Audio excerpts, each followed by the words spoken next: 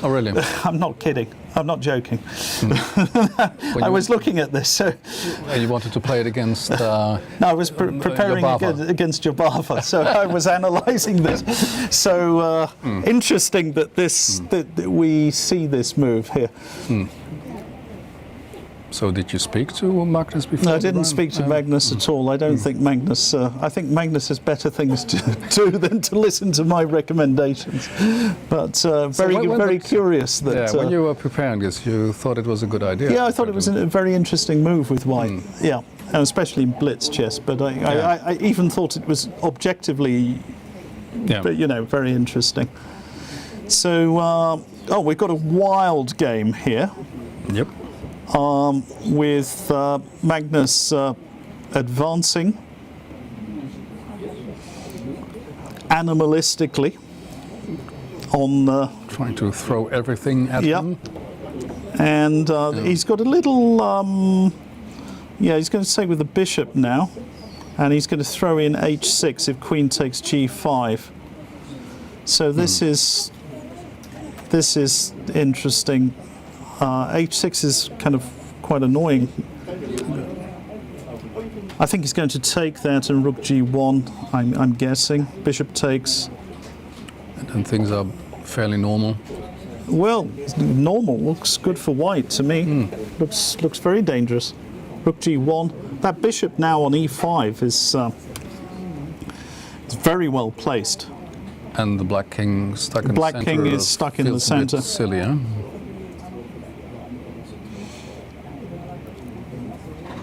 So white has ideas of h6, sometimes ideas of g6, not g6 immediately, but h6. And sometimes he just wants to get his queen out. Oh boy, risky. Yeah, okay. f6. Yeah, that's risky. Okay. But yeah, well, it's a way of trying to break the pressure. I mean, that bishop was very, very powerful on that square. So that's an interesting decision. Is it any good? I've got no idea.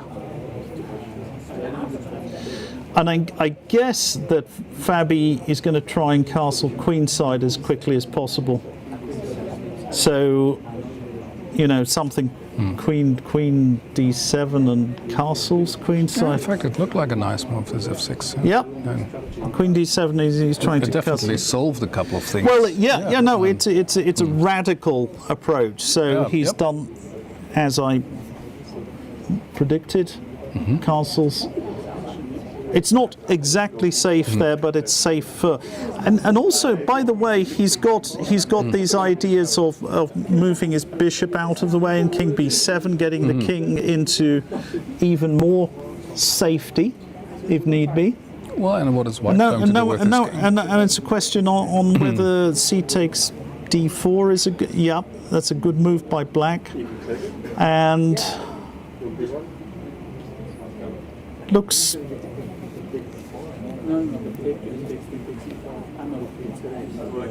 Oh, so this is very sharp. Very sharp, very interesting position.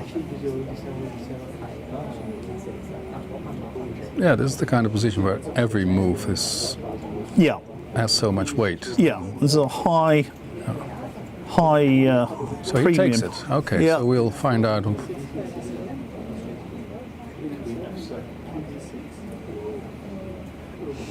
So what is... Can you play rook d1? Well, rook d1, queen takes f4. Oh, he's done it. But queen takes f4, queen takes e6 check, king c7. He's got a check on f7.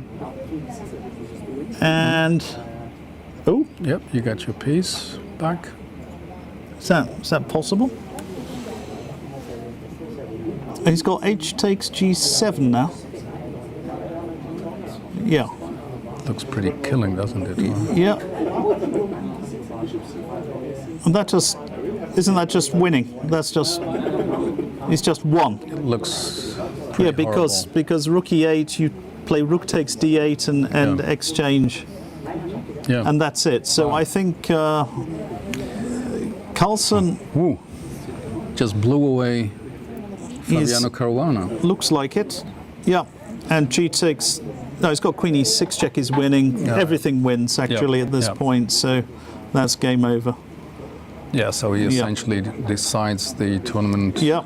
Well, it's. Yeah. That's still it. Depends on Levin Aronian, who's still playing. Let's have a look at the second place player.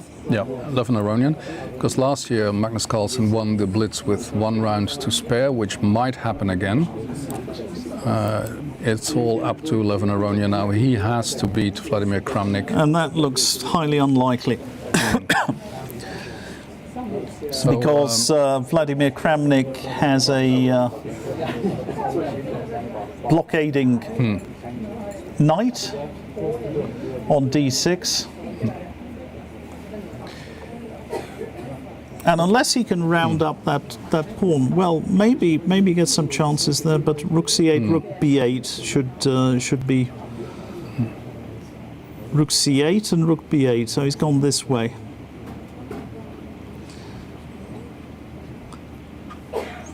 He's a trickster. He's a trickster. Rook f4.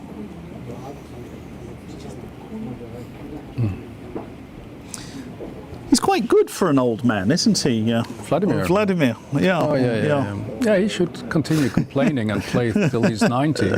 Yeah. Certainly an unpleasant position for Levin Aronian here.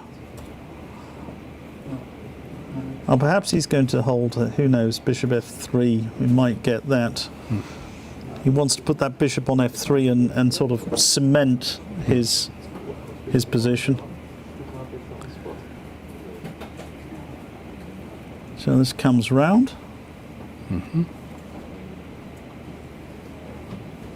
Naturally, that's the ideal square for the bishop, because it controls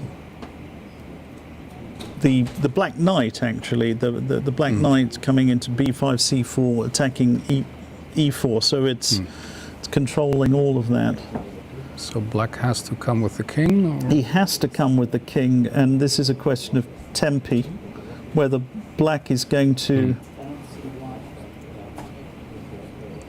Well. Actually, he has to go king. No, he's going to make a draw with repetition. I think he's just going to make a draw. Rook b8. He's ready for that. Yeah. Yeah. Yeah. This looks like handshake time. So, well, if that happens, then that looks like. Yeah, it happens. So. Once again, Magnus Carlsen wins the Blitz tournament with 1 round to spare. He's taken a 1.5 point lead over Levin Aronian. Very impressive, actually, his play. It looks as if he's enjoying it an awful lot. Yeah. I mean, he's been kept in the house for 3 months. He was not allowed to play outside, and suddenly said, "Today you can go." And it's with this kind of happiness that he's playing and just killing them all. Yeah. So can you give us the scores on the doors? Yes, all the games are finished, and it's Magnus Carlsen. He's won the Blitz tournament, and Levin Aronian is in shared second place together with Hikaru Nakamura. They both have 5 from 8. Half a point behind that is Sergei Karyakin, 4.5 from 8. And then there's 2 players at 50%, Maxime Vachier-Lagrave and Wesley So, who will definitely regret this weird turnaround in his game against Hikaru Nakamura. And Vladimir Kramnik, Vishy Anand, still on 3.5. So still a couple of places that have to be decided on. Yeah.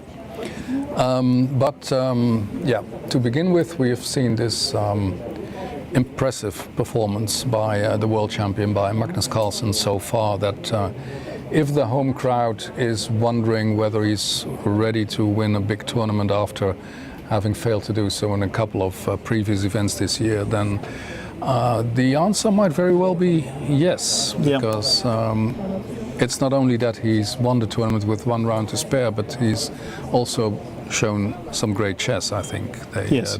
the way he, the ease with which he turned around that game against Sergei Karyakin, and then well, various examples. So again, hot favorite Magnus Carlsen.